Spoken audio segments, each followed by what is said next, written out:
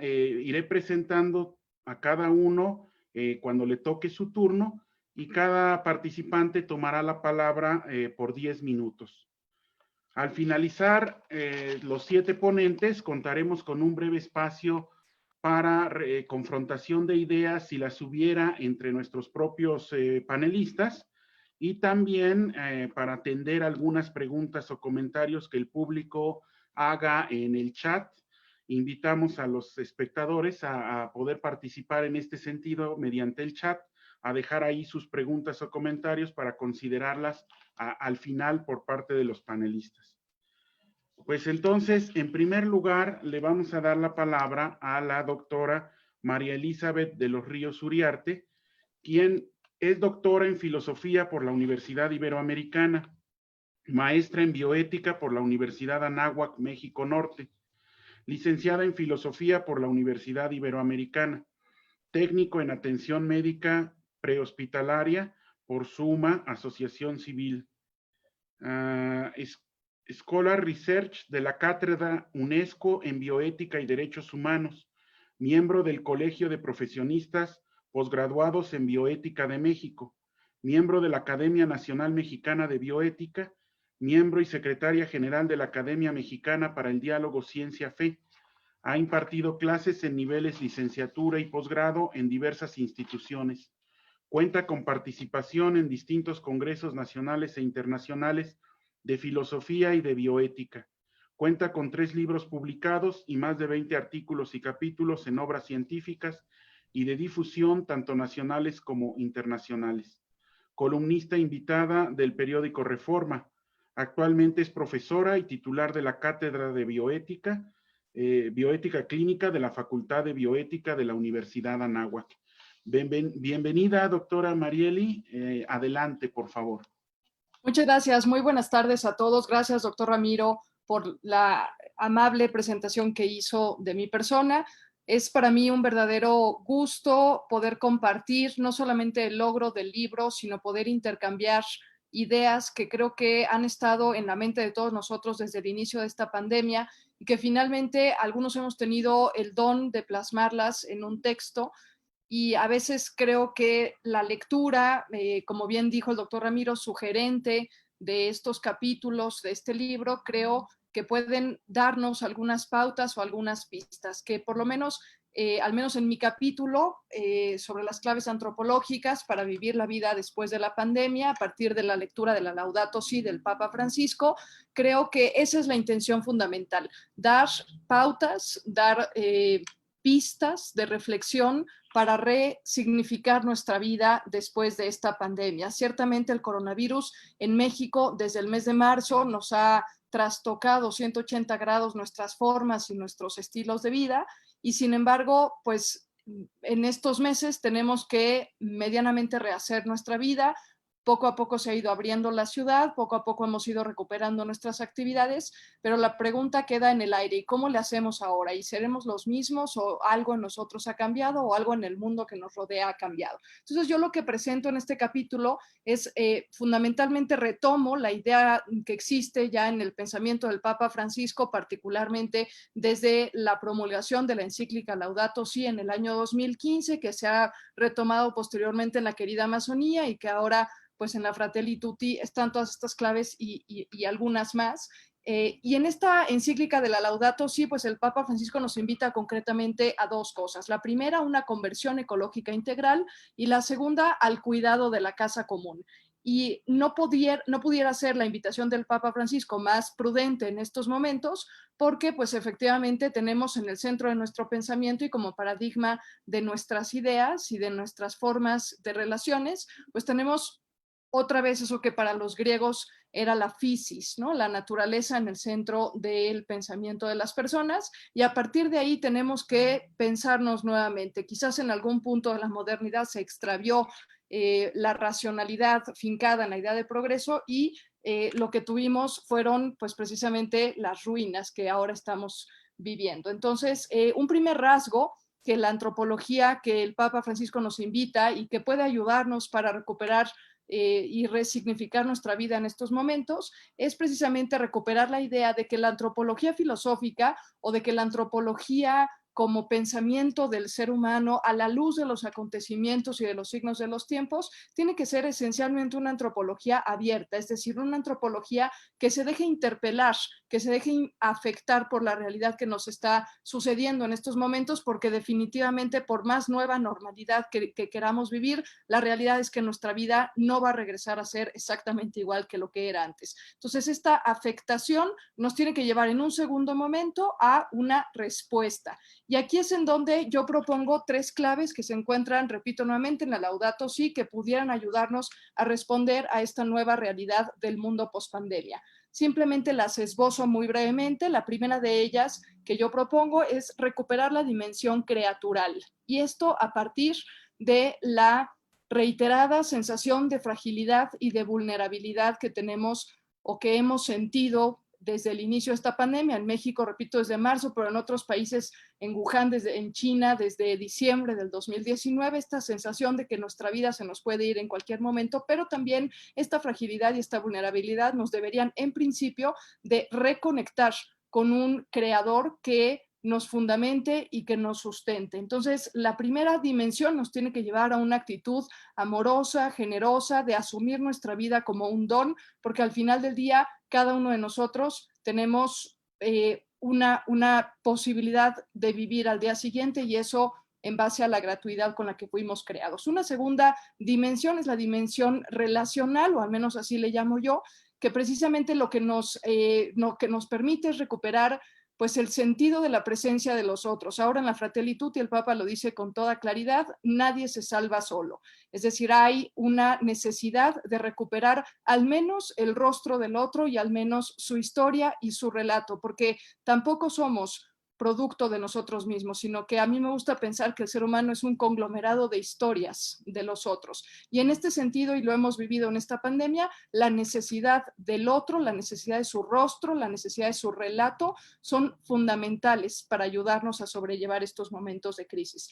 Y una tercera dimensión que yo esbozo aquí en este capítulo es la de, así le he llamado yo, la dimensión de la respectividad. Esta idea fundamental que está de inicio a fin en la Laudato Si, en donde el Papa Francisco nos dice: no hay dos crisis. Pareciera que ahora, tiempo después, 5 años después, pareciera que tenemos no nada más 2, sino 3 crisis distintas, incluyendo la económica, sino que es, dice el Papa, es la misma crisis que tiene varios rostros distintos. Es decir, todo está interconectado, y en ese sentido, todas las realidades tenemos que entender y asimilar, y aquí es en donde hay una invitación particular a despertar una nueva mirada que nos permita afrontar la vida post-pandemia, que es el creer y el asumir el lugar que cada criatura ocupa en el mundo y en el universo. Y este lugar le otorga en su conjunto la armonía que en estos últimos meses pues se ha visto un tanto resquebrajada.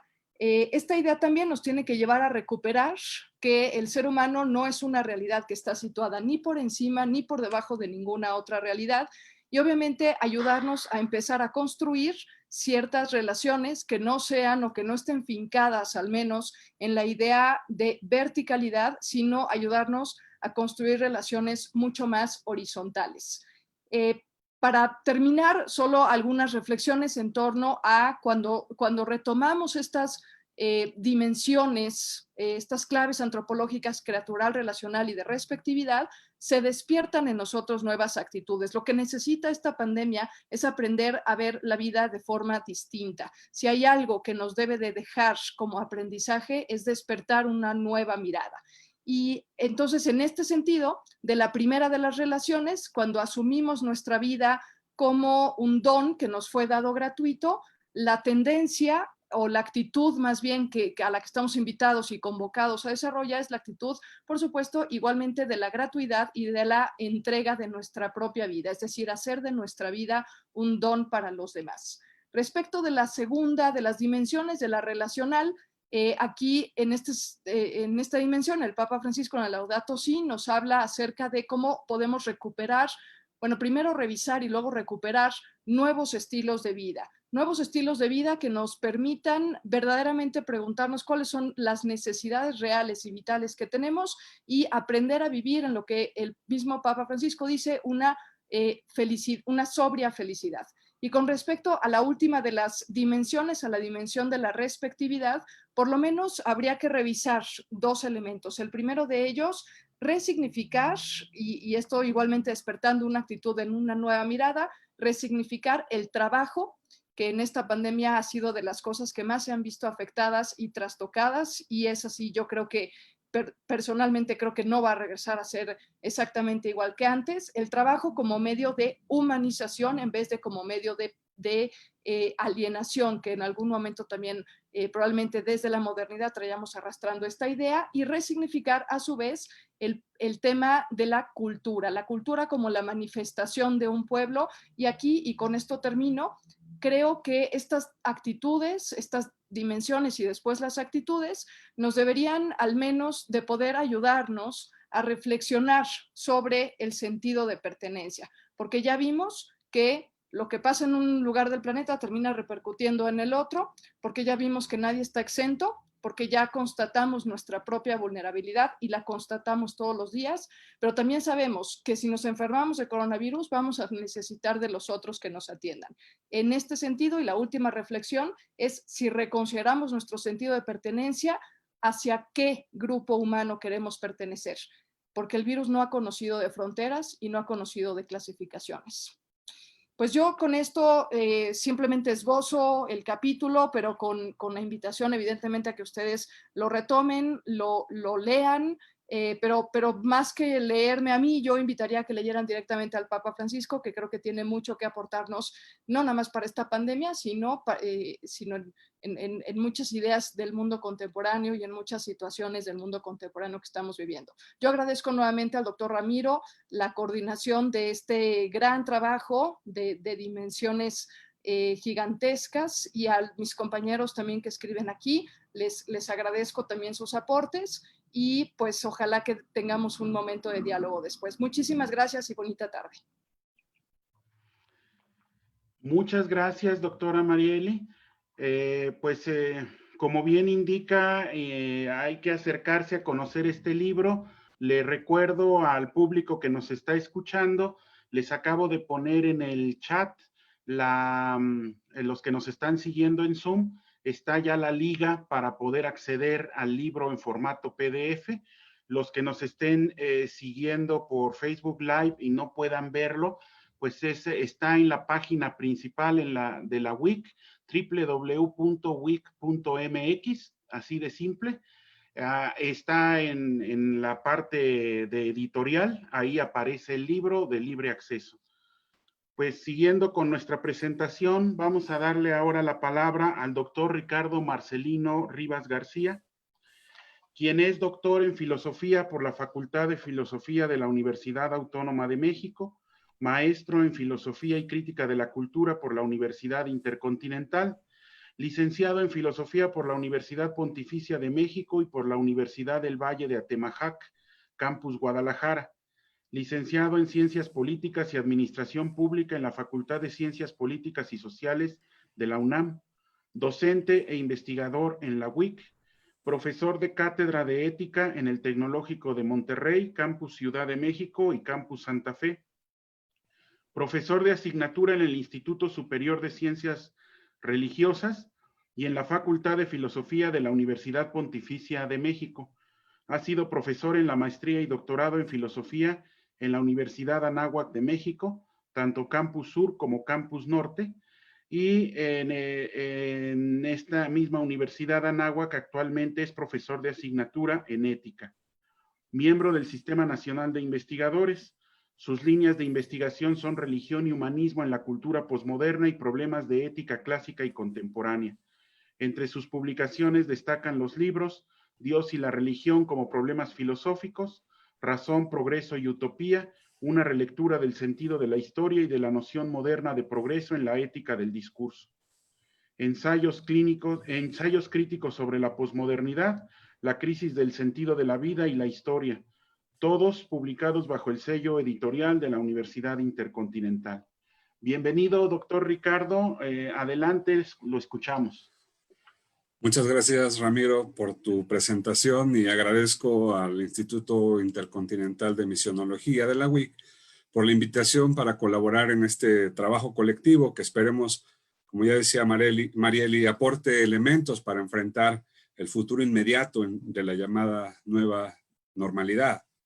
En mi colaboración, que yo titulo Incertidumbre, Fe y Gratuidad, breves notas antropológicas y éticas en tiempos de pandemia y pospandemia, comienzo analizando las condiciones antropológicas que explican la incertidumbre como un rasgo humano. El desarrollo de un potente cerebro complejísimo e hiperformalizado ha permitido que trascendamos la inmediatez de la vida instintiva y puede ser la razón de nuestra condición temporal. No en cuanto nos encontremos inmersos en la relatividad del tiempo, sino en cuanto que tenemos la capacidad de poseer internamente el tiempo y así impulsar nuestra existencia en un horizonte de sentido futuro. Ello es lo que da lugar a la incertidumbre como rasgo humano, el hecho de que estemos continuamente arrojados hacia el futuro, porque nos corresponde hacernos cargo de nuestra existencia, y sí, eso lo hacemos en el presente, pero sobre todo en una expectativa siempre hacia adelante. A nuestra consideración, partimos del hecho de que no podemos escapar a esta perspectiva de futuro en nuestra existencia. La incertidumbre es considerada un rasgo de nuestra naturaleza humana. Y esta, si bien puede conducir a situaciones negativas, límites como la desesperanza, el sinsentido, el vacío, etcétera, considero que no es el fin de la existencia incierta. Por el contrario, más bien la incertidumbre puede ser fuente de decisión, de acción y de progreso. Puede inspirarnos a realizar acciones que nos den un sentido de mejoramiento. También puede inspirarnos a confiar, a tener esperanza, a tener fe. Es también un punto de partida para que cada individuo busque trascender sus límites y se abra a los otros o a lo otro. Es entonces un atributo ontológico y nos corresponde experimentarla por el hecho de ser esencial o constitutiva de nuestra naturaleza humana. Entonces, la incertidumbre, a mi modo de ver, es ineludible. Sin embargo, aunque ella sea la impronta, una de las muchas improntas del existir humano, no significa que no se busque su superación, porque de otro modo la vida humana sería efectivamente, como pensaban los filósofos existencialistas del siglo XX, ¿no? De la primera mitad del siglo XX, la vida sería pura angustia y desesperación. Es decir, sería una tragedia que no merecería la pena ser vivida. Así que si el estado de incertidumbre no debe ser la meta final de la existencia, siempre por nuestro dinamismo tenderemos también a rebasar nuestros límites y también a encontrarle un sentido a esa incertidumbre. En mi aportación argumento más ampliamente las razones por las que podemos afirmar, ¿no?, que el ser humano es alguien cuyo modo de ser es existir orientado al futuro, pues su inteligencia le da la capacidad de distanciarse de la inmediatez y de autodeterminarse por la libertad y la acción, que de ello deriva, de hecho, a mi modo de ver, la incertidumbre natural u ontológica. Vemos que esa apertura radical a las posibilidades ante el futuro y a su incertidumbre consubstancial no pueden ser la meta última de la existencia, sino que tiene que ser resuelta por una apertura que en este caso puede ser a la fe, a la trascendencia, con tal de que la vida humana no quede atrapada en el absurdo de estar dirigida a una meta sin meta, en una dirección sin punto de llegada.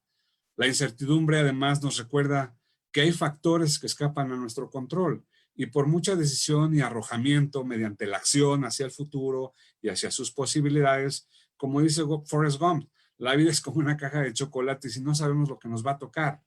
Lo que podemos hacer ante esos factores es decidir cómo enfrentarlos, hacerlo y finalmente aguardar y confiar. Por esa razón considero imprescindible dar cabida a la fe y a la esperanza, que aunque la tradición católica nos diga que son virtudes teologales o reveladas, también deben ser analizadas y asumidas como rasgos humanos esenciales. Pero junto a las anteriores virtudes o rasgos de carácter señalados, no podemos dejar de lado la tercera de ellas, que es la caridad, ¿no? Y aquí traigo a colación la encíclica que en 2009 publicó Benedicto XVI, entonces Papa, titulada Caritas in Veritate. En ella atisba un concepto de enorme potencial y que apenas está dimensionando, que es la lógica del don. El contexto en el que se publicó este documento fue la recesión mundial del 2008 y sus efectos en la economía a nivel planetario, especialmente en los países más pobres, donde más se resintió. Esto llegó a cuestionar los cimientos mismos del modelo económico imperante. La actual crisis sanitaria y económica a nivel mundial, derivada de la pandemia, nos obliga a una lectura atenta de este documento, ya sea desde una mirada laica, que es la que yo pretendo hacer, y meramente humana, o también, por supuesto, es su objetivo, desde una mirada de fe. A nuestro juicio, aquí se pueden encontrar aquellos elementos que nos permitan la reconciliación de esa paradoja antropológica que puede aparecer. Por un lado, parte de nuestra condición es elegir, es ir hacia adelante, es tener esta expectativa siempre de futuro, este movimiento siempre de futuro. Y por el otro lado, lo que señalo, ¿no? También la apertura a la trascendencia, creer, esperar y confiar en la medida de lo posible para así reducir la distancia entre la humana incertidumbre y la trascendencia de esta en un salto más allá. Como el título de la encíclica lo enuncia, la caritas cristiana o ágape en griego se propone como alternativa para un mundo en crisis.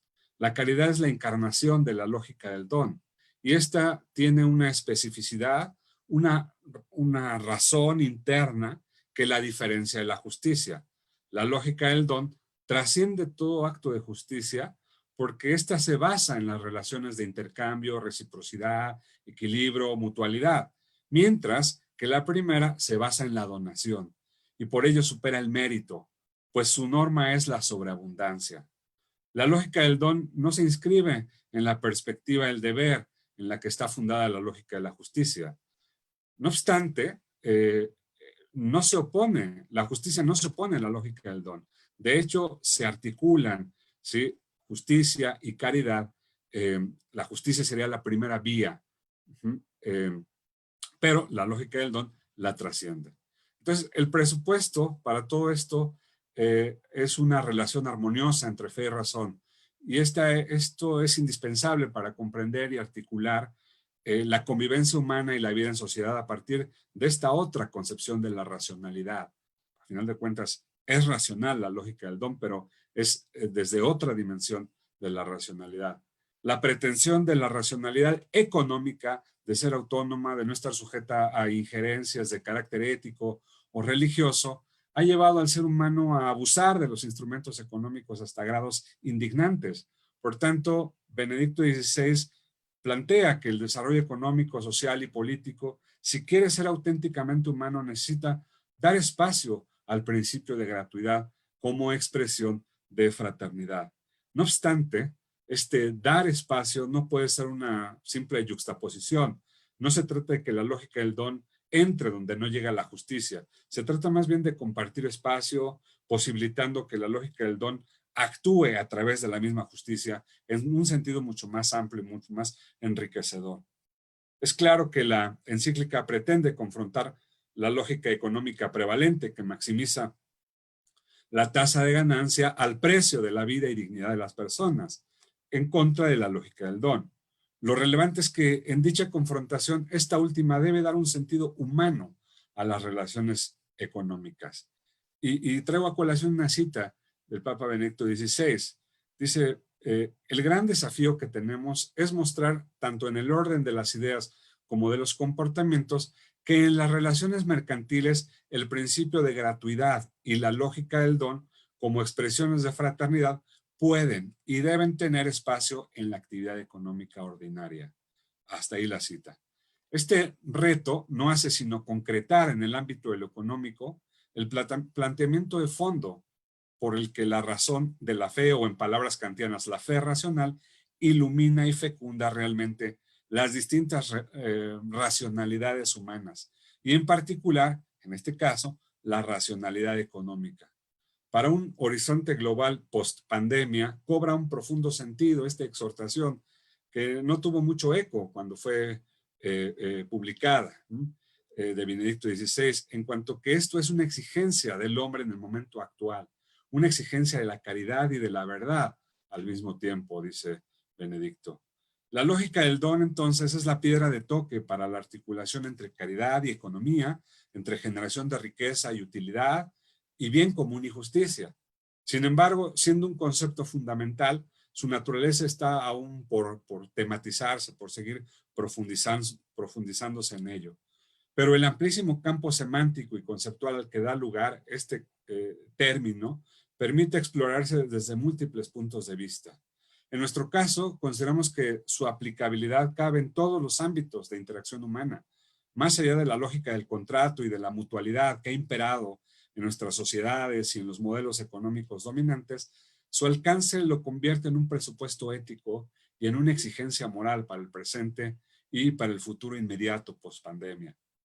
Todas las ideas vertidas en esta colaboración que se encuentra en el libro parten de la consideración de la realidad como don, lo cual significa comprenderla como algo que ha sido dado, que está ahí, que podría no estar, ¿sí? Pero que no nos pertenece como si fuera un objeto o una cosa manipulable o explotable a nuestro mero antojo. La realidad no es puesta por nosotros, se manifiesta, se expresa de modo sobreabundante, se da de múltiples modos, comprendemos algo de ella, pero no es creada por la inteligencia humana. Realmente no somos creadores de nosotros mismos, nos configuramos, sí, nos damos un sentido también, pero no nos hacemos, no nos autogeneramos. Tenemos la posibilidad de realizarlas, pero no nos damos ni la esencia ni la existencia. Hemos recibido la vida física y espiritual, la libertad, la autonomía, la inteligencia, la voluntad libre, es decir, todos aquellos atributos y propiedades que constituyen nuestro más propio modo de ser, lo que nos hace personas. Hemos dicho que nuestro cerebro hiperformalizado nos permite tales capacidades, pero tampoco es producto nuestro. También lo hemos recibido de la naturaleza, de la vida misma o del autor. Comprender nuestra existencia desde la lógica del don significa percatarse de que el fin esencial de vivir consiste en dar lo que uno es.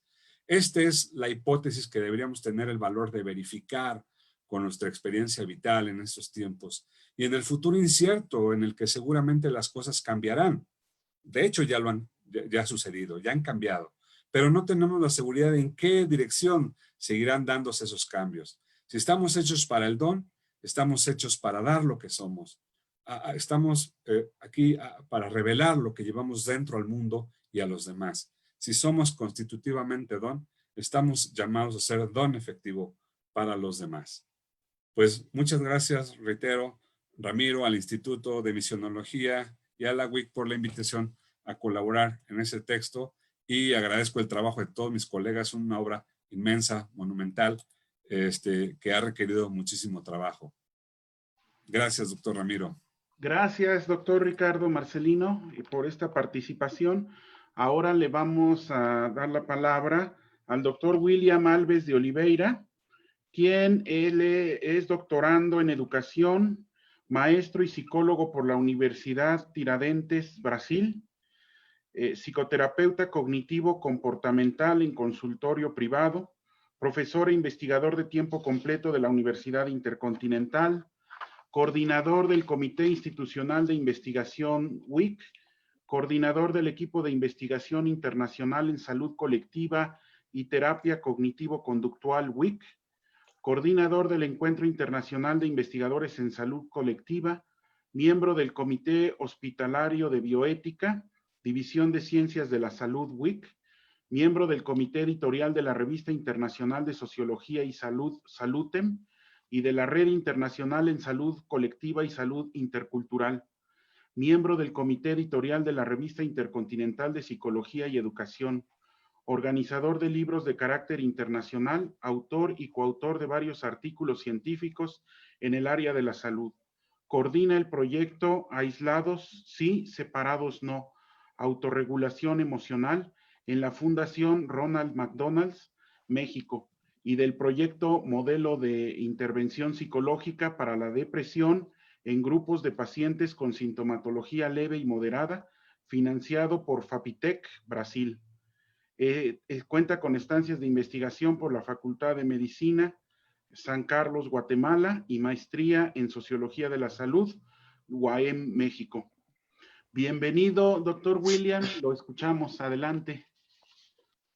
Muchísimas gracias, buenas tardes a todos. Agradezco a las autoridades de la Universidad Intercontinental por todo el apoyo brindado para la realización de este producto importantísimo para la comunidad académica y comunidad en general, así como la organización del doctor Ramiro, que acaba de presentarme, y la contribución de todos mis colegas, autores, coautores y todos los demás implicados en los aspectos editoriales y gráficos de este importantísimo libro. El capítulo Estilos de Vida y Autorregulación Emocional, una propuesta desde el cognitivo, conductual, pandemia y post-pandemia, fue escrito por mis estudiantes de psicología de quinto semestre, Andrea Canales Cota y Raquel Abigail, y claro, también por mí, como un producto de un proyecto Paraguas que tenemos en la Universidad Intercontinental. Este capítulo está dividido en 5 subtemas. El primero es una breve introducción, contextualización del tema.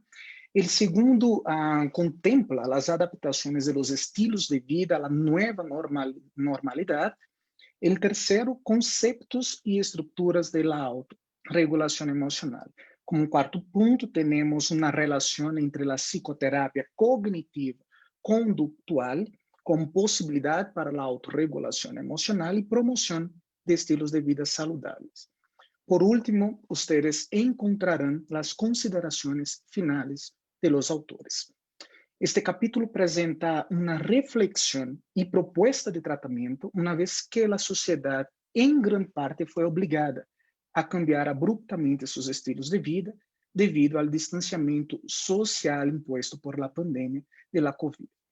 Eso ha provocado la necesidad inmediata de adaptación a las restricciones de las actividades cotidianas, las nuevas formas de estudiar, trabajar e interactuar que se ven reflejadas en las emociones. Y como consecuencia, afecta la manera en la que uno se vive. El estilo de vida que se lleva influye significativamente en las emociones y viceversa. En algunas ocasiones es normal no saber lidiar con los sentimientos frente a estos cambios de rutina en situaciones inesperadas, incluso cuando es necesario tomar alguna decisión, o las actividades y problemas del día a día cuando sobrepasan en nuestras vidas. Aquellos que se requiere pasar por cambios en la rutina con poca antelación, como modificar el turno de trabajo, agregar o quitar día de descanso semanalmente, pasar más tiempo distante de los demás o regresar a las actividades como antes, puede intervenir en varias áreas de la vida del ser humano. Elementos como la alimentación, los ciclos de sueño, vigilia, la actividad física y la vinculación social se ven afectados, pues son elementos que participan de manera activa de las experiencias tanto emocionales de una persona, y si estos se encuentran desequilibrados, desatendidos, descuidados, pueden distorsionar la percepción que tenemos de nosotros y del mundo. Este capítulo, además de discutir acerca de los estilos de vida y autorregulación emocional, propone la psicoterapia cognitivo-conductual como una de las alternativas desde la psicología basada en evidencia para la elaboración de estrategias e intervenciones. También facilita el cambio de percepciones distorsionadas que pueden generar a partir de las evidencias y posibilidades de pensar de otra forma, y de esta manera es posible pensar en la autogestión de las emociones y, consecuentemente, de un posible estilo de vida saludable. Por otro lado, un deficitario manejo de las emociones puede generar diferentes trastornos y afectar los estilos de vida y bienestar de las personas. Eso tiene que ver con el hecho de que el estrés, por ejemplo, y la ansiedad patológicos surgen con mayor frecuencia por un manejo de emociones inadecuadas, pues las personas generalmente no estamos acostumbradas a estas situaciones inesperadas, a identificar y comprender las sensaciones y emociones que sentimos de una manera también cotidiana. La autorregulación emocional es una parte importante, imprescindible para poder manejar el proceso de adaptación y también de una readaptación, una forma en la que las personas experimentan y expresan también lo que sienten. Por medio de la autorregulación emocional, las personas pueden aumentar como también disminuir o mantener las sensaciones detrás de una emoción. La literatura actual nos permite também entender que a desregulação emocional está presente em diversos transtornos mentais, desde a depressão hasta também transtornos de personalidade. Sin embargo, estas desregulações também suelen estar presentes em pessoas que não padecem de nenhum tipo de transtorno e provocam desajustes tanto emocionais quanto conductuais. Também generam a necessidade esquiva de los aspectos disfuncionais por la sensação de não saber como lidiar com eles, e estas falhas neste processo podem apresentar-se de diferentes maneiras. Pode ser uma desregulação emocional por uma total inactivação, pode ser devido a uma ineficácia das estratégias ou por empleo de estratégias também de uma maneira parcial, que implicarão em las alterações de los processos cognitivos e também conductuais, pois existe uma tríade entre os elementos pensamento, emoção, reações fisiológicas e também a conduta. Tudo isso devine em que as pessoas estão, nós outros, na realidade, estamos saturados constantemente sem darmos conta em um momento para detenermos, a pensar, a reflexionar todo aquilo que poderia ou não contribuir com o nosso estresse que sentimos e que já sentíamos também antes da pandemia. Además de la importância de uma boa estabilidade a nível biológico e consciência, também se considera imprescindível contar com uma planeação de atividades diárias que permitam controlar e nivelar as situações que são estressantes. Pois, se bem a falta de organização não está relacionada com a segregação da hormona do estresse, se resulta estar involucrada em efeitos emocionais positivos que possibilitam uma vida possivelmente sossegada. A emergência atual sanitária que se vive a causa do vírus da COVID representa em grande parte na população um aumento dos níveis de estresse, de ansiedade e também de depressão. O modelo cognitivo-conductual permite aos indivíduos um processo seguro de tratamento acerca de vários temas, como esses que estou mencionando, e também alguns como relacionados a transtornos de pânico, a um aumento possível do uso de substâncias psicoativas, entre outros que são potencializados aí por la pandemia. Também atua sobre a percepção de cada indivíduo acerca da situação que vive, ou seja, de seu estilo de vida e se este se beneficia ou incapacita as distintas áreas da vida do ser humano.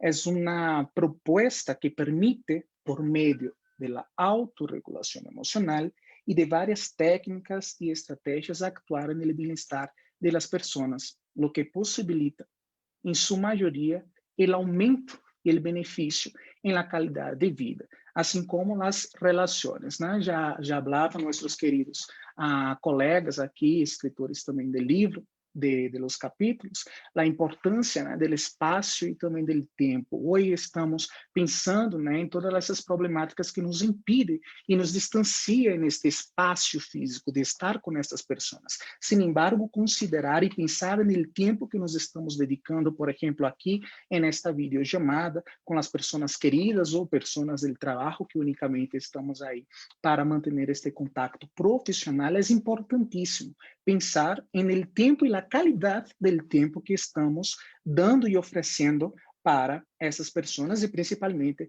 para nós outros mesmos. Neste tempo de incertidumbre para todos, nós outros, a proposta de este capítulo que eu les estou apresentando foi possibilitar, né, uma efetividade de um cuidado que, sem dúvidas, pode auxiliar em como nos sentimos e também como nos organizamos nesses tempos. Algumas pessoas possuem o que chamamos de autoeficácia. E quando esta autoeficácia está bem estabelecida e talvez não requer um tratamento psicoterapêutico, outras pessoas talvez sim vão requerir um tratamento mais específico devido às diferentes sintomatologias que podem estar apresentando nestes momentos. E se isso é algo frequente, é algo intenso e também incapacita, né, a pessoa, este modelo é uma possibilidade de grande utilidade para todos nós outros de nossa sociedade e de nossa República Mexicana, assim como de outras partes do mundo. De minha parte, seria tudo. Les invito, né, a ler este capítulo importantíssimo, assim como os capítulos de meus demais colegas aqui presentes, que o livro está interessantíssimo. Aproveitem, porque o livro é gratuito, né? Está aí o link na página da universidade. Aqui também vocês que estão em Zoom podem clicar e acessar nosso livro e compartilhá-lo também com todos os colegas. Muitíssimas graças a todos e uma bonita tarde. Muchas gracias, doctor William. Ahora escucharemos al maestro José Manuel Martínez Cruz. Él es profesor y analista político, licenciado en filosofía, maestro en filosofía del derecho y doctorando en educación. Tiene el doctorado en educación concluido en la Universidad Intercontinental. Actualmente cursó el postdoctorado en currículo y evaluación por competencias en la Universidad Pedagógica Experimental de Venezuela. Profesor de educación media superior y posgrado en la UIC. Evaluador certificado por el INE sobre el desempeño docente en educación media superior. Capacitador de profesores de educación básica, educación media superior y superior sobre evaluación del desempeño docente. Especialista externo del Ceneval. Es exfuncionario federal de la Secretaría de Gobernación, del IMSS y exconsejero electoral distrital.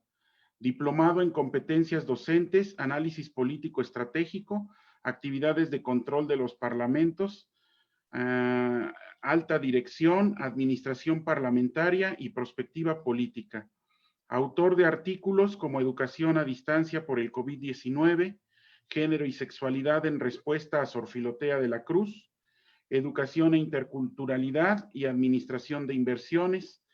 Fue ponente en el 6º Foro Diálogos por la Educación en el 2019 en la UIC y en el primer ciclo de actualización docente y de estudiantes de la Universidad Popular Autónoma de Puebla, Campus Tehuacán, también en el 2019.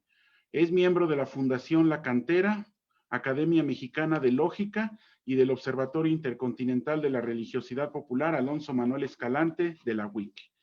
Bienvenido, maestro José Manuel. Adelante, por favor. Muchas gracias, doctor Ramiro. Con mi más alta gratitud por la invitación a ser copartícipe en esta magnífica obra que has coordinado. Te admiro, te respeto, fuiste mi maestro, lo mismo que el doctor Ricardo, a quien estimo mucho. Un saludo para los dos, también para los colegas que están ahora en este foro. Un saludo también para quienes nos están escuchando o nos están viendo a través de las redes sociales. Y por supuesto, con mucho agradecimiento a la Universidad Intercontinental, de la cual ahora soy maestro de tiempo completo en la dirección de posgrados en Ciencias para el Desarrollo Humano. Y pues la participación, el capítulo con el que yo contribuí en esta obra que has coordinado, doctor Ramiro, tiene que ver con las sendas de la Escuela Mexicana post-COVID. Y lo subtitulo justamente como una reflexión en construcción, porque hemos coincidido en este foro, los compañeros que me antecedieron y los seguramente coincidirán quienes me precederán, estamos todavía reflexionando, estamos todavía construyendo, estamos todavía reflexionando en torno a cuáles son los caminos que nosotros vamos a transitar una vez de que volvamos a lo que se ha llamado la nueva normalidad. Todavía no sabemos cuál es el fin de esta situación de emergencia que vivimos, ni cómo será ese fin, ni cuándo vendrá. Hemos escuchado seguramente en las noticias, pues que Tijuana, que Mexicali han regresado a una situación de regreso a situaciones de emergencia, igual que Chihuahua, igual que otros estados del país, como Nuevo León, que han regresado al semáforo rojo, porque no terminamos, ¿no? de transcurrir por este momento, por esta situación. Y en este sentido, yo quiero partir entonces de una certeza, decía el doctor, que vivimos en una incertidumbre, el doctor Ricardo, y en efecto vivimos en una situación de incertidumbre, y en este contexto tenemos por lo menos una certeza. El COVID ha llegado a nuestras vidas para quedarse. Aunque nos sea difícil reconocerlo, aunque nos sea difícil ahora comprender esta nueva realidad, pues solo hay que recordar que otros virus, otros agentes externos a la biología humana llegaron y se instalaron y allí convivimos con ellos. Claro, hay aquí una gravedad en el momento actual, que es su rareza científica. No tenemos todavía elementos, no tenemos todavía investigaciones suficientes que nos ayuden a entender cómo actúa, cómo vive. Amanecimos con la noticia de que Dinamarca pues está sacrificando bisones porque es muy probable que a través de ellos haya contagio al ser humano, ¿no? Y claro, hay una gravedad de largo plazo porque este nuevo virus que nos ha llegado, pues nos exige cambios profundos personales y sociales, nuestros hábitos personales y sociales. Y entonces aquí hay un primer principio epistemológico que yo quiero plantear y compartir con ustedes, tomado de la mano de la obra de Michel Foucault, de la hermenéutica del sujeto. Tenemos que pasar del conocimiento de sí mismo al cuidado de sí mismo. Esto es lo que nos está exigiendo en este momento la circunstancia que estamos viviendo. Entonces, hay una gravedad allí implícita cuando vemos que los gobiernos de España, de Francia y de otros países están cerrando nuevamente las actividades, cuando algunos estados, como refería antes, están volviendo a situaciones de emergencia. Y entonces viene la pregunta, ¿cuál es el impacto de esta emergencia sanitaria en el ámbito educativo y cuáles son las proyecciones? En relación con la primera parte, con el impacto de la emergencia sanitaria, quiero decir que este fenómeno puso a las escuelas mexicanas públicas y privadas de todos los niveles frente al gran reto, en marzo cuando nos fuimos a nuestras casas, frente al gran reto de adecuar planes, métodos, estrategias, técnicas didácticas que habíamos diseñado para el ciclo escolar 19-20. De repente nos encontramos en una circunstancia donde las autoridades educativas nos dicen hay que irnos a casa, pero hay que seguir trabajando. Entonces, ¿qué hacemos? ¿Qué hacer frente a esa realidad? Bueno, pues entonces dijimos por las plataformas digitales, la comunicación satelital, virtual, en fin, ¿no? Esa es la salida. Pero esa misma realidad nos confrontó con otra. En plena era tecnológica y digital, nos dimos cuenta que hay un amplio sector social en México y en muchos otros países que carece de habilidades para el trabajo en línea. Pero quizá eso no era un problema grave porque se podía capacitar. El problema más grave es que habíamos vivido como en una ilusión. Era una ilusión el acceso universal y de calidad a las tecnologías de la información y la comunicación. Como dijera el clásico, habíamos vivido engañados. Es decir, la brecha social que ya conocíamos y sobre la que habíamos ya meditado con suficiencia, nos plantó en la cara, por decirlo de manera coloquial, pues una hendidura digital, una brecha digital, ¿no? Bueno, pero de todas formas había que hacer frente en términos educativos, en términos de los procesos de las escuelas, de los procesos didácticos, había que hacer frente a la realidad. ¿Y qué ocurrió? Bueno, pues que de repente encontramos papás convertidos en docentes, allí tratando de ayudar a los muchachos, a los jóvenes, a los niños, en sus tareas, en sus actividades, con conocimientos que pues ya habían olvidado muchos de ellos, ¿no? Cuando uno escucha las conferencias y cuando uno escucha, dicen muchos padres de familia, estoy haciendo otra vez la primaria, estoy haciendo otra vez la secundaria o la preparatoria porque estoy ayudando a mis hijos, ¿no? Los docentes, muchos de nosotros pretendimos la educación a distancia, pero de la manera tradicional, aunque ahora utilizábamos plataformas digitales, ¿no? Bueno, pues ya tenía yo la actividad, lo único que hago es le saco una fotocopia o la imprimo o le tomo una imagen y se la comparto a los muchachos y ellos a ver qué cosa pueden hacer, ¿no?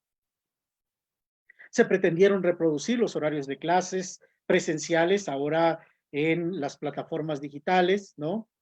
Los estudiantes empezaron a mostrar las debilidades para manejar las plataformas, más allá del uso inmediato que hacen en la interacción de las redes sociales, ¿no? Bueno, se trataron ahora, pues como de mediar la instrucción presencial con la instrucción digital y nos dimos cuenta que algunos estudiantes, por sus estilos de aprendizaje, entendían lo que les estábamos diciendo y otros no. Y entonces de repente eh, eh, teníamos allí un montón de vacíos, ¿no? Bueno, frente a esta brecha tecnológica, entonces, pues tuvimos que innovar, tuvimos que hacer frente, tuvimos que recurrir a los entornos virtuales de aprendizaje, tuvimos que modificar las estrategias instruccionales, porque no podíamos avanzar sin el uso de los medios de comunicación. Entonces, al principio el acoplamiento fue difícil, fue complicado, después fue pues armonizándose y al final terminamos el ciclo anterior e iniciamos ya este nuevo en esta nueva circunstancia. Muy bien. Tenemos entonces ahora nosotros que reflexionar cómo nos vamos a preparar para un retorno a la vida cotidiana con nuevos hábitos, con energías renovadas, con una clara conciencia de que la escuela, la convivencia escolar es importante, sobre todo en los niveles básicos, porque necesitamos estar juntos y crecer juntos. ¿Cómo le podemos hacer? En este capítulo hay varias propuestas, quiero referirme solamente a algunas, donde necesitamos ser primero más solidarios, los docentes necesitamos recurrir a las experiencias de éxito, compartir estrategias, necesitamos diálogo y más diálogo entre docentes para saber en qué medida podemos garantizar a los estudiantes el acceso a verdaderos procesos de aprendizaje. Pero todo esto pasa necesariamente por garantizar primero una conectividad de calidad. En esta semana en particular, en algunas regiones, ha sido bastante complicado las conexiones. Ha sido bastante difícil poder estar todos conectados al mismo tiempo. Bien, pues en hermenéutica del sujeto, les decía al inicio, es pasar del conocimiento de sí al cuidado de sí mismo. Por tanto, la idea es que podamos regresar más fuertes, pero distintos, construyendo una nueva normalidad, con una convivencia más humana y solidaria, con una escuela que promueva el desarrollo integral de los adolescentes, de los jóvenes y de los estudiantes en general. Ya se ha hablado aquí de las consecuencias que ha habido en términos de la salud emocional en esta circunstancia que estamos viviendo. En tal sentido, entonces, yo quiero invitar a quienes nos ven y nos escuchan, pues que acudan a esta importante obra que ha coordinado el doctor Ramiro y no tengo más que agradecer este espacio. Muchas gracias, maestro José Manuel. Pues ahora vamos a escuchar al maestro Reyles Jesús Rodríguez Olaya. Él es licenciado en Administración por la Universidad Autónoma Metropolitana Xochimilco. Cuenta con la maestría en Estudios Organizacionales en la Universidad Autónoma Metropolitana Iztapalapa. Doctorante en Estudios Organizacionales y en Administración por la UAM Iztapalapa y la Universidad EAFIT en Medellín, Colombia, respectivamente. Es docente a nivel licenciatura en la Universidad Autónoma Latinoamericana, Corporación Universitaria Adventista y Universidad AEFIT, todas en Colombia. Actualmente de la Universidad Intercontinental a nivel licenciatura y posgrado. Sus principales líneas de investigación son gestión de la innovación, cambio organizacional, análisis institucional y modelos estadísticos para administración. Bienvenido, maestro Reyles. Adelante, por favor, lo escuchamos. Muchas gracias, doctor Ramiro, por la presentación. Buenas tardes a todos. Pues me sumo, ¿no?, al agradecimiento colectivo que se ha hecho hacia su persona por la coordinación del libro, por la invitación a participar y de nuevo a los demás colegas por sus respectivos capítulos.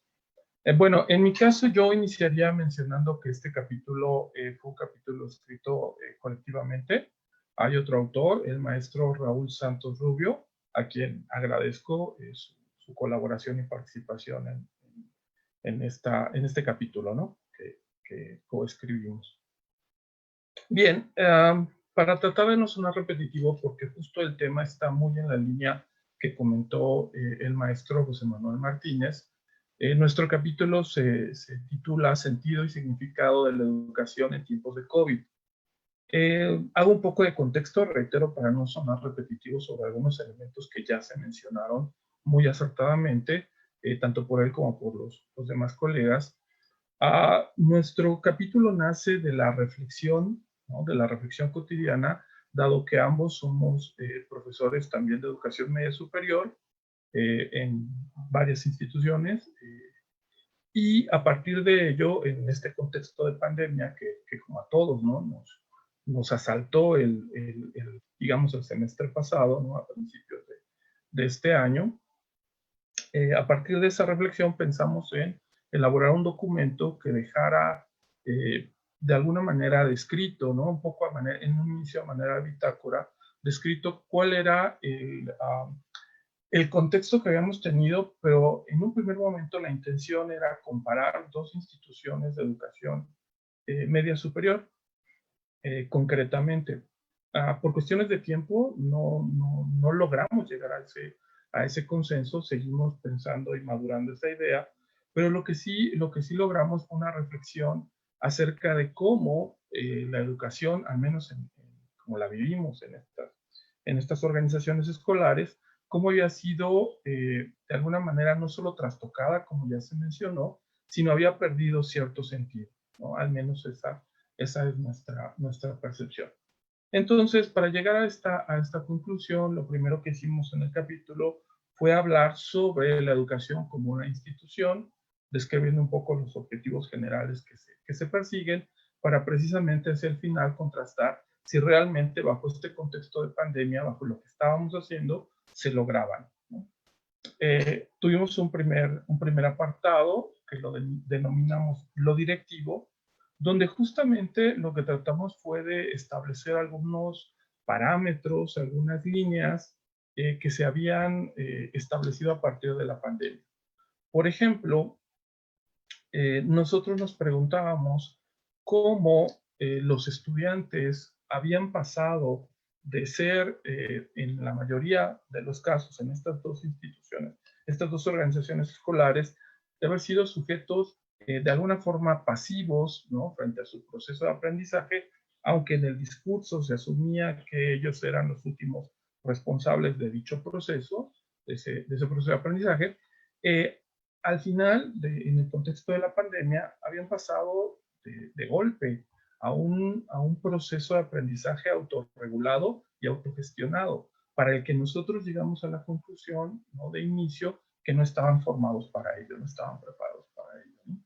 En ese sentido, y ya se tocó un poco el punto, también abordamos la cuestión de los padres de familia, cómo habían vivido, ¿no?, experimentado una tensión similar, no solo con la parte que ya se mencionó, de la supervisión, digamos, del proceso de aprendizaje, de esta idea de estoy volviendo a estudiar, como bien se mencionó, la primaria, la secundaria o la educación media superior, sino además con una suerte de vigilancia, de gestoría de trámites académico-administrativos a los cuales no estaban necesariamente abocados.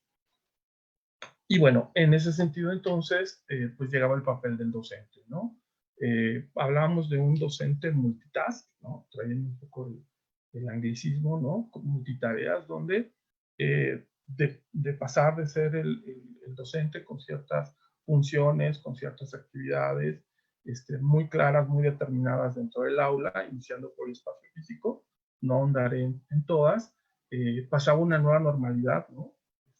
No sé si en comillas o en cursivas, a esta nueva normalidad donde ya tenía otras características, ¿no? Totalmente distintas, y se le atribuían prácticamente actividades que nunca había realizado, ¿no? Ya se habló de las actividades técnicas, ¿no? Muchos docentes, y hablo del caso concreto, pero no exclusivo, ¿no? De estas dos organizaciones escolares, pues nunca habían trabajado en una plataforma, ¿no? Nosotros hicimos un primer, que no se encuentra en este capítulo, pero hicimos un primer sondeo con docentes con 20, 25, hasta 30 años ya de experiencia y, bueno, de antigüedad en estas organizaciones escolares, que evidentemente estaban muy lejos, ¿no? Muy lejos de experimentar o de manejar estas nuevas tecnologías de información y comunicación, que nunca habían ingresado a una plataforma. Muchos de ellos ni siquiera utilizaban el correo electrónico en ese momento, porque fundamentalmente no era necesario, ¿no? para la función que realizaban. Bien, esa parte, digamos, que englobaría lo que denominamos lo directivo, ¿no? Cómo esta comunidad escolar, de un momento a otro, se le plantearon nuevos objetivos y pues cuestionamos, ¿no? Si esos realmente eran los objetivos que la educación había planteado en un primer momento. Cabe señalar que retomamos algunos de los elementos de la nueva escuela mexicana, que, bueno, es el contexto en el que la educación media superior en este momento se encuentra, ¿no? Todavía después de la RIEMP, la Reforma Integral de Educación Media Superior, establecida en 2008-2009, y, bueno, esta nueva escuela mexicana, previa a la contrarreforma, por así decirlo, establecida en el periodo de Enrique Peña Nieto, y, bueno, esta nueva contrarreforma, ¿no? Sabemos que si para algo siguen las reformas, es para tratar de aliviar lo que la reforma anterior no logró, pero que finalmente tampoco lo concreta, ¿no? Tampoco resuelve el problema que estaba ahí planteado. Tenemos un segundo apartado donde planteamos lo técnico. En este caso, enumerar muy rápidamente, hablamos de el tipo de comunicación que se planteó, sincrónica, los componentes de la comunicación, como esta parte de los mensajes escritos orales, ¿no? Fue también trastocada. El contexto digital, ¿no? Como tal, los servicios, los medios, las herramientas, los planes de trabajo, las estrategias de enseñanza y de evaluación del aprendizaje, el desarrollo de contenidos, que al trasladarlos a herramientas digitales y recursos didácticos y objetos de aprendizaje, pues también hubo una transformación importante. Las herramientas para impartir la clase en línea, el aula virtual, la videoconferencia, lectores de texto, organizadores gráficos, pizarrones electrónicos, etcétera, ¿no? Todos estos elementos. Y finalmente, la evaluación y realimentación por medio de trabajo en línea, ¿no? La complicación que esto trajo. Y por último, y para no extenderme demasiado, llegamos al punto de lo hermenéutico, nuestro tercer apartado, significado y sentido, así lo denominamos, donde a grandes rasgos llegamos a la conclusión de que estas situaciones que presentaban, o estas transformaciones que se presentaban, pues carecían de sentido, particularmente para los estudiantes, ¿no? Nos preguntamos si aprender, o los objetivos que planteamos en un principio en el capítulo, se estaban realmente logrando, se estaban realmente cumpliendo con llenar una serie de actividades, enviarlas en línea, en el mejor de los casos responder un cuestionario, ¿no? En Forms o en Classroom, ¿no? A manera de examen, y que, bueno, eso se evaluara.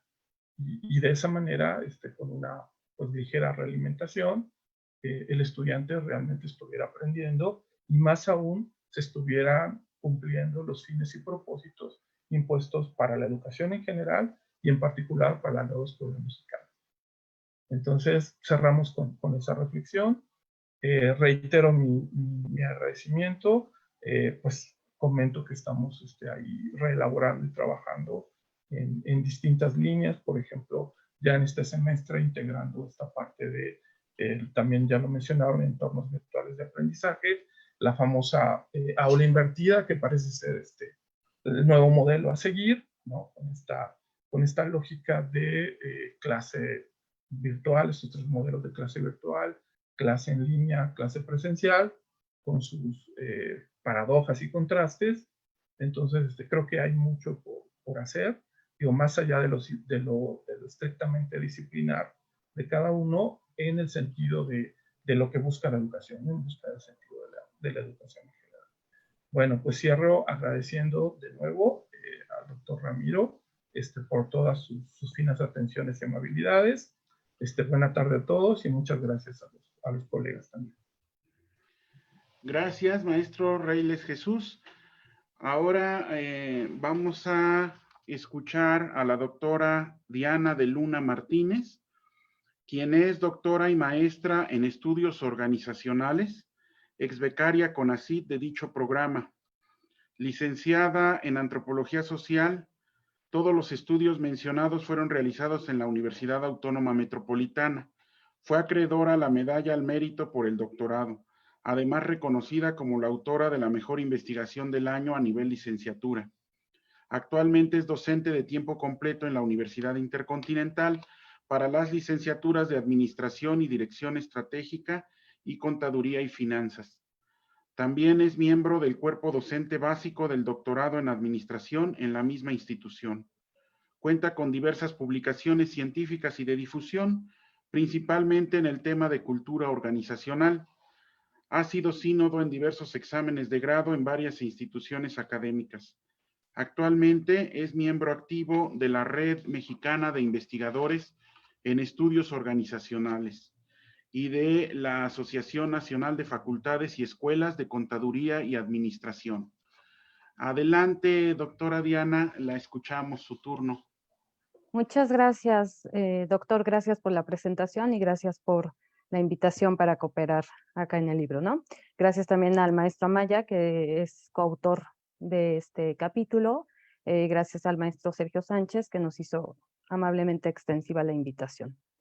Bueno, el capítulo que nosotros trabajamos se llama, o lo titulamos En busca de resignificados culturales post-pandemia, priorización del consumo local.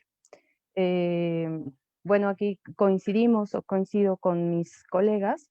Yo retomo o retomamos en este capítulo varias de las cosas que ya se han mencionado, ¿no? Entonces, la primera idea que nosotros vertimos en el capítulo es cómo, pues básicamente de un día para otro cambió la vida de la mayoría de nosotros, ¿no? Cambiaron las actividades, cambió nuestra cotidianidad, algunos en mayor o en menor medida, pero todos nos vimos afectados por dicho cambio, ¿no? Entonces, bueno, la certeza que teníamos respecto a nuestro quehacer, la seguridad que nos daba nuestro quehacer, todo esto de alguna manera pues se perdió.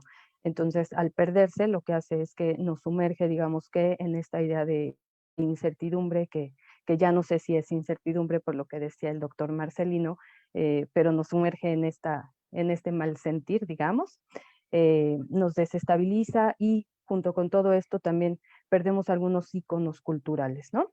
Particularmente cuando hablamos de el consumo, bajo este contexto, nosotros priorizamos o nosotros vemos que es el consumo local, algo que puede surgir en este momento como una punta de lanza para subsanar todo aquello que ha cambiado respecto al consumo por el contexto de la pandemia, ¿no?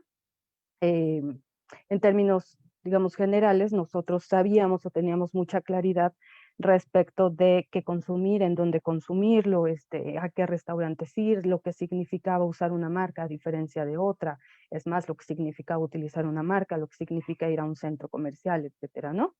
Entonces, bueno, un poco nos damos cuenta que cuando la pandemia surge aquí en el país, pues todo esto se ve un tanto coartado, ¿no? Entonces es un poco bajo este contexto que nosotros ponderamos esta idea del consumo local.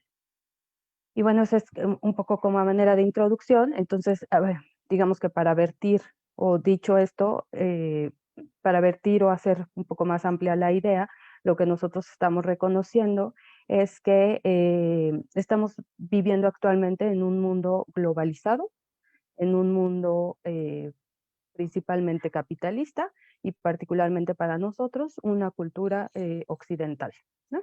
¿Qué quiere decir todo esto? Lo que quiere decir pues es que, y bueno, el COVID mismo es un ejemplo de, o sea, el que el COVID haya llegado hasta nosotros en el tiempo que lo hizo, pues quiere decir que estas fronteras que existían entre países o entre continentes y entre países, pues se ha ido diluyendo, ¿no?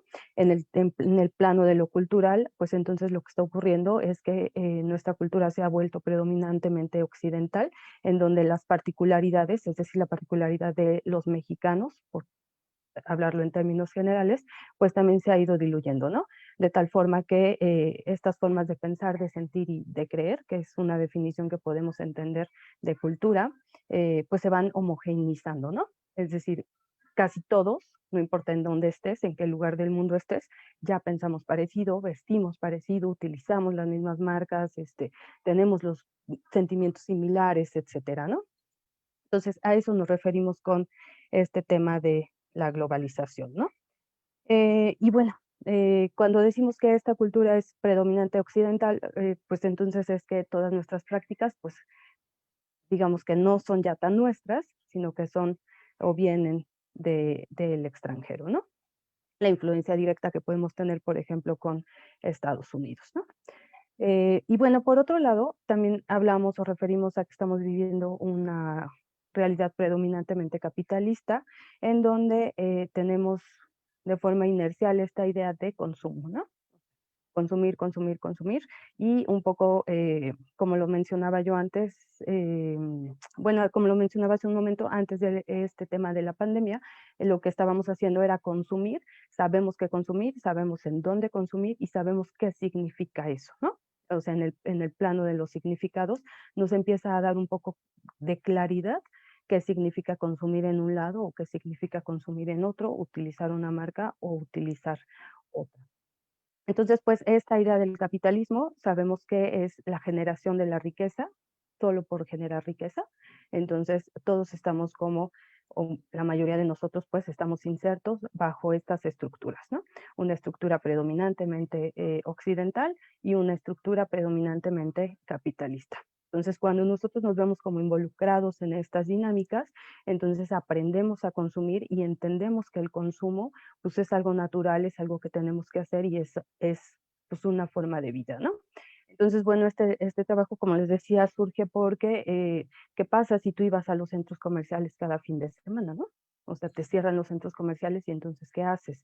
Si comprabas, perdón, por los comerciales, pues comprabas, por ejemplo, en Liverpool, en Suburbia, no sé, ¿no? En Sears, y te cierran las tiendas, ¿qué haces, no? Entonces, porque en esta idea, pues, del juego de lo simbólico, tú puedes pertenecer a una clase baja, por ejemplo, el sistema capitalista por sí no te va a dejar ascender tan fácilmente, ¿no? Si tú estás si tú perteneces a una clase baja, el sistema capitalista difícilmente te va a permitir subir o ascender en la escala. Sin embargo, puedas hacerlo o no, lo que sí hacemos la mayoría es que jugamos con esta parte simbólica, ¿no? Entonces, aunque yo no pertenezca a la clase media, yo quiero hacer cosas que hace la clase media, ¿no? Porque cuando yo estoy ahí, el otro no sabe que yo no soy verdaderamente de esa clase, pero sí puedo mezclarme con ellos. Entonces, eso me hace sentir bien y puede darme un lugar, pues, de pertenencia, ¿no? Relativamente cierto. Entonces, pues en este sentido, creemos también que toda esta parte del consumo que está dirigido a esta clase media, pues se vio muy vulnerable cuando llega la pandemia y se cierran como todos estos espacios, ¿no? Ok, entonces creemos que, como les decía, el consumo local es una alternativa que puede subsanar como esta parte del no consumo. Cuando nosotros nos percatamos de esto que estoy mencionando como algo en donde estamos involucrados la mayoría, o sea, un sistema del que somos parte la mayoría, entonces es difícil que nos salgamos de él, o sea, que nos permitamos ver o observar las cosas desde afuera para hacer las cosas diferentes, ¿no? Entonces yo me tomo de aquí el título de un libro muy famoso de Néstor García Canclini, que es Diferentes, Desiguales y Desconectados, para decir estos tres, o sea, estos tres que son parte del sistema, pero no están como tan insertos, son los que pueden principalmente potenciar en este momento un consumo local, ¿no? Los diferentes, los que son parte del sistema, pueden estar en la cúpula, pero piensan de una forma diferente o no les interesa tanto como seguir la normalidad que marca el sistema. Los desiguales, los que son parte del sistema, pero no tienen un poder adquisitivo, y los desconectados, ¿no? Los que definitivamente no tienen accesos ni siquiera básicos para poder pertenecer al sistema. Entonces creemos, por ejemplo, que estos tres, les digo, menciona el doctor Canclini, son quienes pudieran empezar a potenciar como este tipo de mercado, ¿no? Cuando nosotros hacemos ese consumo local tenemos muchos beneficios. Entre los beneficios que podemos tener es que hay menos contaminación, o sea, cuando se hace un consumo local se disminuye el traslado, se disminuye el tiempo, se disminuye el uso de automóviles, el uso de combustibles, etcétera, ¿no? Vemos o somos parte de esa mejora del retorno de la inversión, es decir, si es una tiendita que está en la esquina de mi casa, pues esa tiendita va a mejorar, ¿no? Se va a ver mejor mi calle y todos, pues tendremos como un mejor ambiente. Y bueno, también todo lo que implica el tema de las grandes empresas, ¿no? La contaminación a ríos, la contaminación por los gases que puedan utilizar, por los combustibles que puedan utilizar, etcétera. O sea, todo esto también se ve disminuido, ¿no? Entonces, bueno, también agregado a todo esto, nosotros incluimos o creemos pues que la vida es una construcción social. En ese sentido, cuando estamos hablando de una construcción social, pues es que esta vida no existe per se, ¿no? Sino somos nosotros los que la vamos construyendo. En ese sentido, así como hemos puesto de moda o hemos seguido un sistema capitalista que nos invita a consumir por consumir, ahora, ¿por qué no pensar en una forma diferente de consumo en donde prioricemos el consumo local, ¿no? Si es una construcción social, entonces, pues esto es posible, ¿no? Ok, bueno, con esto concluyo.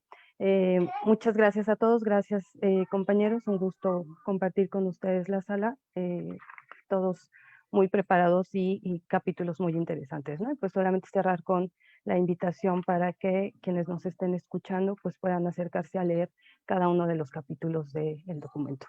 Muchas gracias, doctor. Muchas gracias, doctora Diana. Ahora proseguimos con el doctor Luis Enrique Manzano Peña, quien es licenciado en Administración por la Universidad Autónoma Metropolitana, Unidad Iztapalapa, donde también realizó la maestría y el doctorado en estudios organizacionales. Cuenta con experiencia profesional en el sector público, además de realizar actividades docentes a nivel licenciatura y posgrados en instituciones educativas públicas y privadas a lo largo de 10 años. Actualmente es profesor de tiempo completo en la Universidad Intercontinental y miembro activo de la Red Mexicana de Investigadores en Estudios Organizacionales. Ha participado en diversos foros y eventos académicos, además de contar con publicaciones en temas de competitividad, innovación y emprendimiento. Adelante, doctor Luis Enrique, lo escuchamos. Muchísimas gracias, doctor Ramiro. Gracias a la Universidad Intercontinental por brindarnos este espacio. A nombre del doctor Noé Moctezuma y un servidor, él también es coautor del trabajo. Y a quienes solamente tienen la posibilidad de escucharnos, les pediría paciencia. Ya casi terminamos, estamos por cerrar. Resistan un poquito más. Nosotros presentamos un trabajo en esta oportunidad a manera de generar un diálogo formal, porque cuando uno escribe, esa es la intención, establecer contacto con el otro en esta búsqueda de dialogar, de interactuar, de recibir y estar dispuestos a aceptar la réplica, el debate, la discusión, pero de la misma vía, ¿no? De una manera formal que nos permita a nosotros justo ir generando este tipo de conocimientos. Los escuchaba con mucha atención a mis compañeros por infortunio, no he tenido la oportunidad por cargas de trabajo de leerlos a todos o leer los trabajos de mis colegas, pero estas breves reseñas que nos hacían me parecen muy atractivas porque dan cuenta de algo que está presente como una suerte de hilo conductor. Primero, en algunos mencionaban este reconocimiento de la otredad, ¿no? Decían en algunos casos no estamos solos, o el reconocimiento del otro, de los otros, de los demás. Y en algunos otros casos, esta suerte de toma de conciencia social para reconocernos como parte de un espacio cuya dimensión es más amplia de lo que nosotros podríamos concebir.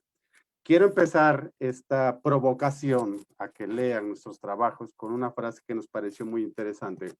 La crisis de la pandemia nos ha afectado a todos, pero nos ha afectado de distintas maneras. Es decir, esta idea de generalización en realidad no tiene tanto sentido porque hemos vivido estas crisis de formas diferentes.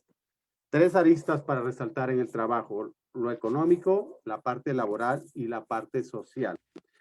En lo económico estamos viviendo un proceso de estancamiento social, que algunos dirían, los estudiosos de temas de política, de ciencia política dirían, es la esencia del capitalismo. El capitalismo vive a través de las crisis, se reproduce a través de las crisis. Pero este estancamiento social ha provocado una suerte de, que siempre está en esta presencia, la sobrevivencia del más fuerte. Es lo que priva en el ámbito de los negocios, disfrazado de libre empresa, disfrazado de libre competencia, ¿no? Ya hay un trabajo anterior en estos temas en donde se abordaba el tema de la resiliencia, un trabajo anterior de la propia, un tomo previo al que estamos nosotros revisando. Pero esta resiliencia es diferente entre las grandes empresas y las pymes o las micro, pequeñas y medianas empresas. Y México, recordemos, es un país de micro, pequeñas y medianas empresas. Ya podemos llegar a imaginar las crisis que están viviendo ellos, ¿no? Lo que está en el trabajo de manera soterrada o subyacente es, ¿cuál es el papel de la educación? Porque le apostamos a revalorar la posición de la universidad, ¿no? En el tema económico, en el tema de la educación, en este ramo, tendríamos que pensar en educar más allá de la tecnocracia. Educar con valores, recuperar la idea de humanismo que algunas universidades como la propia UIC lo están haciendo para estar en posiciones de hacer frente a estas situaciones. Voy a tratar de ir lo más rápido posible. En la parte laboral estamos, y ya lo mencionaban, el tema de incertidumbre, estamos en una precarización de la actividad laboral.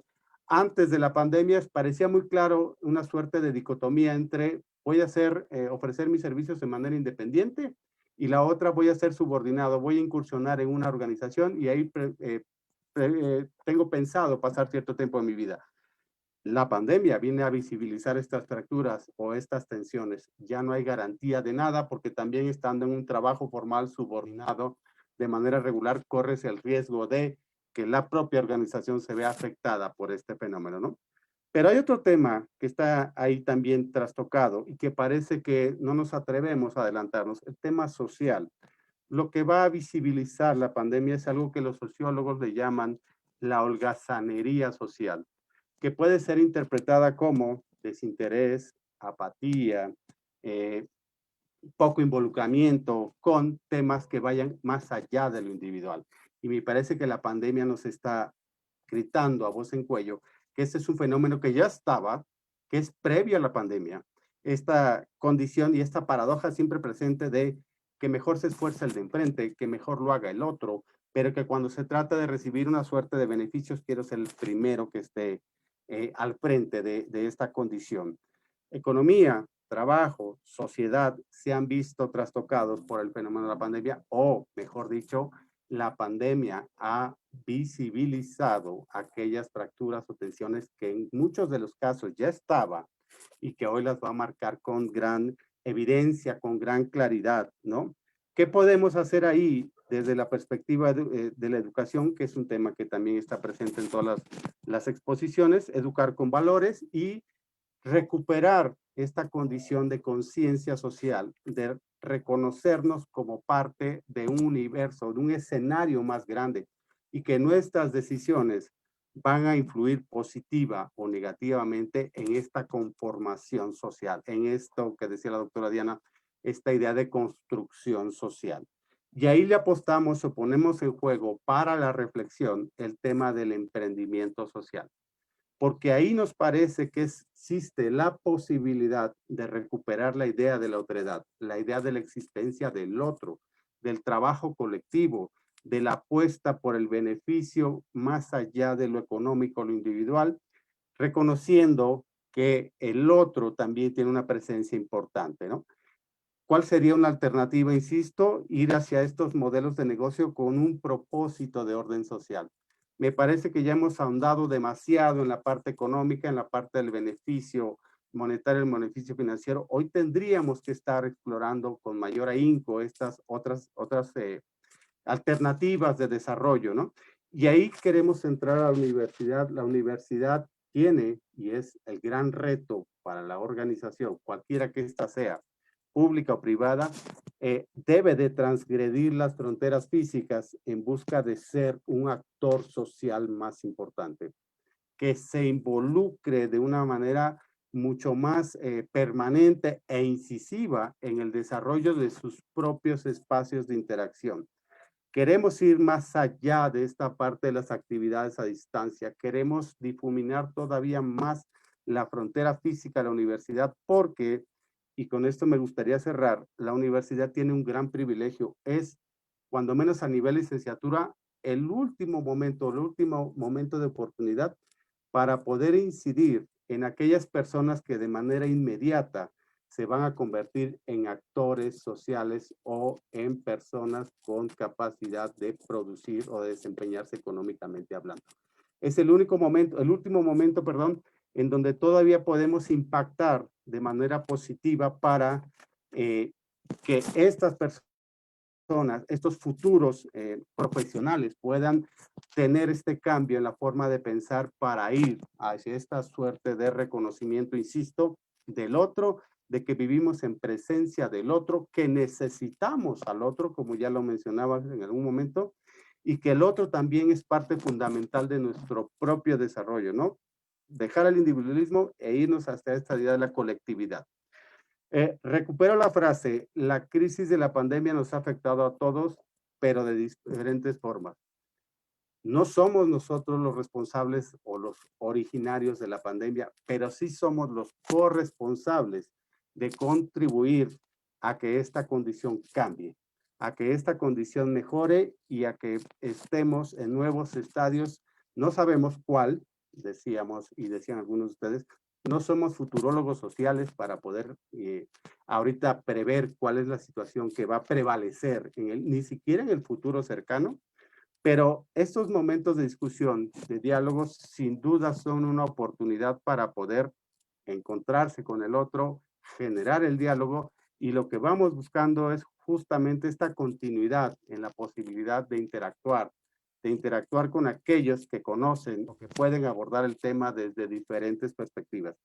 Creo que con eso cierro. Insisto, la invitación es a que lean, a que trabajen, a que nos critiquen, a que nos juzguen, a que nos den respuesta a estos planteamientos que nosotros hacemos todos los que conformamos el capítulo para estar en condiciones de generar mayor conocimiento, que es, al final de cuentas, uno de los bastiones de cualquier centro de estudios, ¿no? Muchísimas gracias, doctor Ramiro, muchísimas gracias a la UIC y qué gusto encontrarlos por aquí. Ojalá y nos volvamos a encontrar muy pronto. Por ahí, tras bambalinas, ya hablábamos con el doctor Ramiro sobre la posibilidad de seguir colaborando de esta manera. Muchísimas gracias. A nombre del doctor Noé Moctezuma y un servidor. Gracias, doctor Luis Enrique.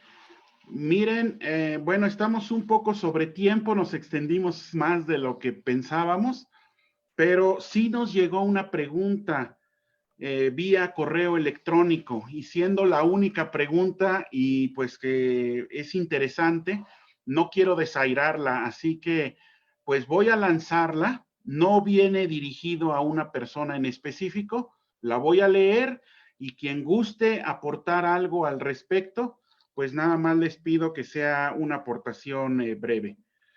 La pregunta dice así: en las distintas fases de nuestro quehacer cotidiano, ante la desilusión, el sufrimiento y la catástrofe, ¿cómo sobreponerse sin que el miedo a una nueva catástrofe nos frene?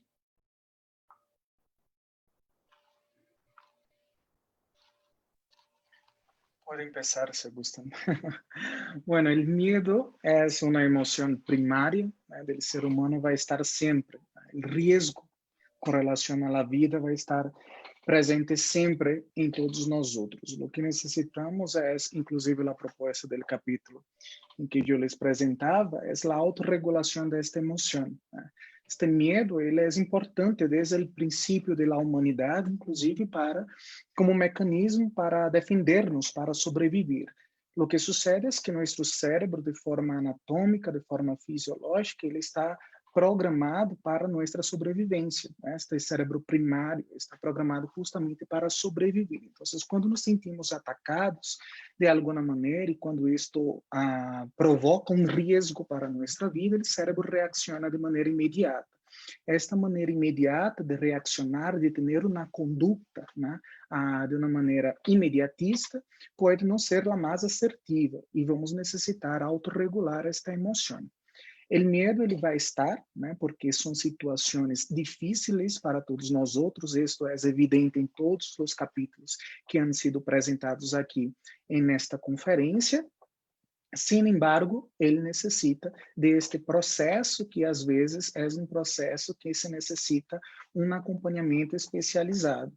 Todos nós outros temos uma capacidade importantíssima de autorregulação emocional. Todas as emoções importam, aunque algumas sejam pouco mais desagradáveis. Comento, inclusive, com meus estudantes que as emoções é como parte do corpo, Aunque não me guste meu cabelo, não me guste meu cachete, não me guste mis dientes, não me guste mi tono de piel, eles cumprem uma função. As emoções cumprem também uma função. O problema é quando estamos aí dando voltas com esta emoção que às vezes nos incapacita ou nos provoca sofrimento mais allá do necessário e do momento atual e nos quedamos sem buscar apoio especializado. É importantíssimo. Se incapacita, buscar esta ajuda sem nenhum problema. Gracias, doctor William. Maestro José Manuel, adelante. Gracias, doctor Ramiro. Bueno, es una pregunta interesante que apela directamente pues, a una reflexión más vital, más existencial, de corte filosófico. Y recuerdo las reflexiones en torno a los existencialistas. Estamos arrojados a la existencia y estamos en manos de nuestra propia libertad. De tal forma que cuando los existencialistas dicen que estamos arrojados en manos de nuestra propia libertad, pues los caminos que se abren frente a uno son, por un lado, como dijo la doctora María Heli en su presentación, el camino es el camino de la fe, ¿no? Ese puede ser un camino que nos abre perspectivas. El otro camino, un camino más laico, como diría el doctor Ricardo, pues tiene que ver con el autoconocimiento, ¿no? Creo que si acudimos a una o a otra perspectiva, ambas nos van a dar puertas o ventanas de salida. Es decir, nos van a dar sentido en la vida. Si cuando el miedo nos paraliza, que es posible, pues ya sabemos que nos va mal. El tren de la vida nos pasa encima. Pero cuando nosotros podemos acudir, sea a la fe, sea al autoconocimiento, entonces podemos remontar los miedos. No podemos vivir pensando que me puedo enfermar al rato de gripa, o que me puedo enfermar al rato de influenza, o que me puedo enfermar al rato de esto o del otro. Esa sería una vida sin sentido. Pero cuando nosotros podemos darle sentido desde estas dos perspectivas que yo reflexiono ahora, pues creo que entonces podemos ir superando cada reto, cada desafío en su propio contexto. Esa es mi aportación, doctor. Muchas gracias. Gracias, maestro.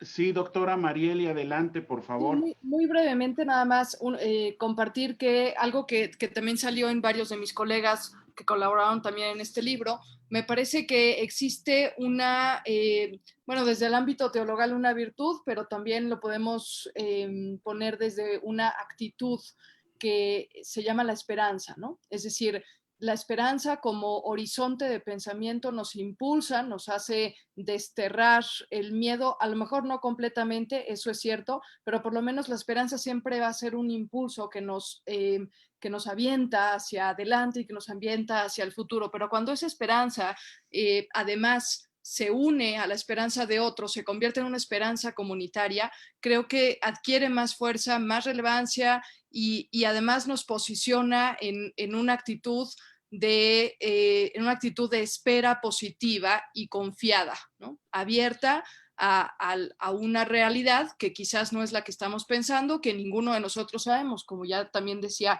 el doctor Manzano. No podemos adivinar, no podemos vislumbrar, pero por lo menos nos permite seguir caminando y sobre todo, repito nuevamente, creo que la esperanza tiene que ser una esperanza necesariamente comunitaria. Gracias, doctor Ramiro. Gracias.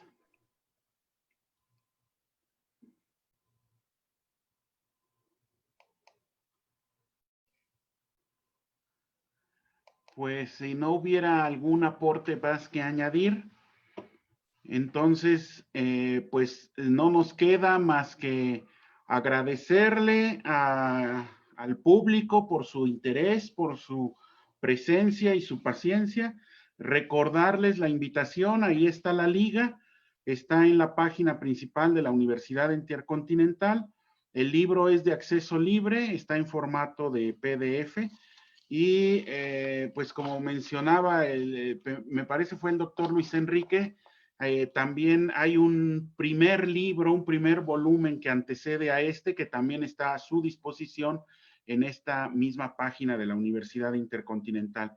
Muchas gracias a los colegas coautores de este libro por su generosidad en participar en la parte escrita, participar en esta parte de presentación, y el trabajo de difusión que nos ayudan a tener también de esta obra. Pues muchas gracias por estar aquí hoy y pues que pasen muy buenas noches. Con esto terminamos nuestra presentación. Gracias, buenas noches a todos. Buenas noches a todos. Muchas Gracias. gracias. Buenas noches.